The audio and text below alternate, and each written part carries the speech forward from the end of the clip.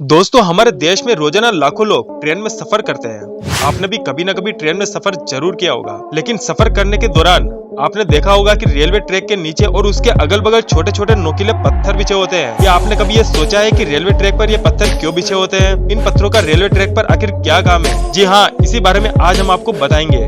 दोस्तों, विज्ञान कहता है कि जब ट्रेन पटरी पर चलती है तो इसके कारण एक तरह का कंपन पैदा होता है। कंपन के कारण पटरी को फैलने से रोकने का काम यही नुकीले पत्थर करते हैं। अगर ये पत्थर गोल हो तो ये कंपन नहीं रोक पाएंगे और ऐसे में पटरी फैल जाएगी। इसीलिए ट्रैक पर नुकीले पत्थर बिछाए जाते हैं। दोस्तों, आपको इस फैक्ट के बारे में जानकर कैसा लगा प्लीज कमेंट बॉक्स में जरूर बताना और वीडियो को लाइक और चैनल को सब्सक्राइब कर देना। Thank you.